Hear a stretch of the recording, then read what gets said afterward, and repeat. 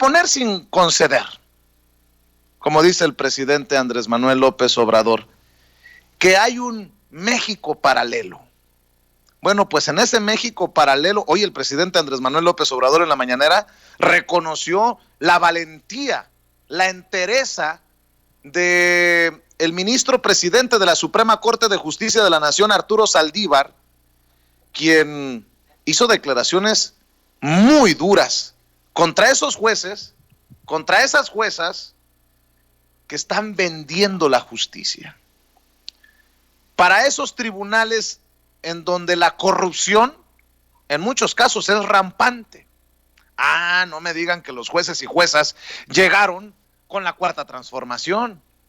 Si hay un México paralelo, se podrían pronunciar doña Xóchitl Gálvez, don Damián Cepeda, señora Alejandra Güera Reynoso, sobre esto también, o van a decir que ya Arturo Saldívar le compró el discurso a López Obrador y que el presidente controla al ministro presidente de la Suprema Corte de Justicia de la Nación.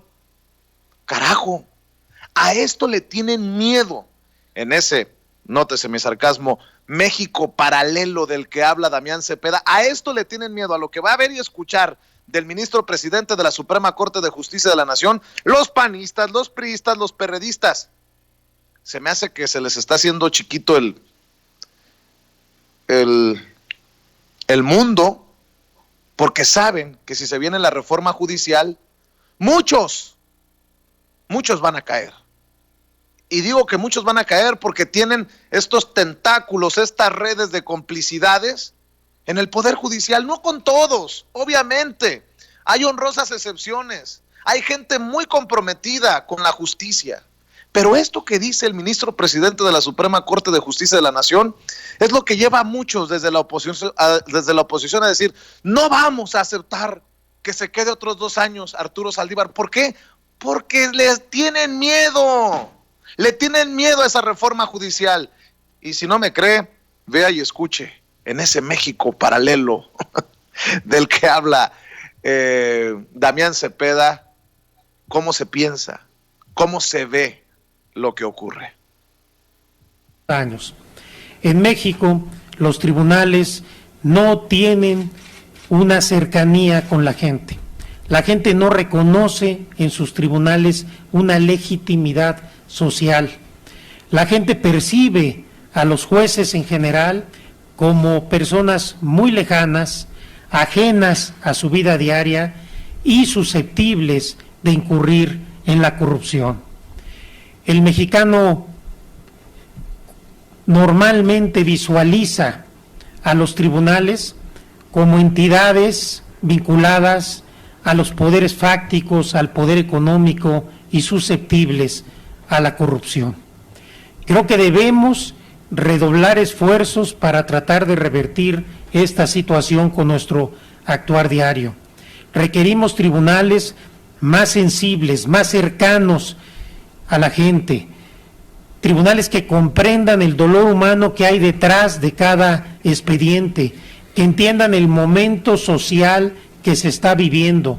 No resolvemos los asuntos en una caja de cristal, los resolvemos en la sociedad, en una sociedad que exige justicia, en una sociedad en donde hay dolor y sufrimiento de décadas de abandono. A esa sociedad nosotros, los jueces y las juezas, tenemos que responder.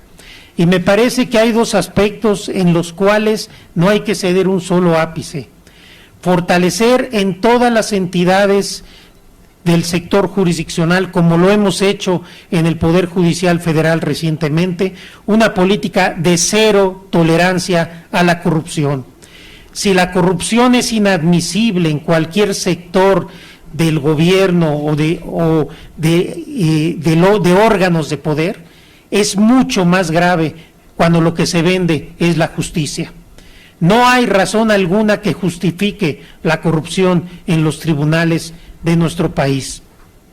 Tenemos que ser firmes y tenemos que generar sanciones ejemplares para que la corrupción poco a poco sea una cuestión del pasado. Y también para que cuando caigan priistas, panistas, perredistas, pues no terminen recibiendo amparos. No, y también morenistas, o petistas, o verdes, del partido que sea. México, los mexicanos nos merecemos tribunales a la altura de la transformación. Nos merecemos jueces y juezas que no estén dispuestos a vender la justicia. ¡Qué duro mensaje del ministro presidente de la Suprema Corte de Justicia de la Nación! Y nada más para cerrar esto de los mundos paralelos,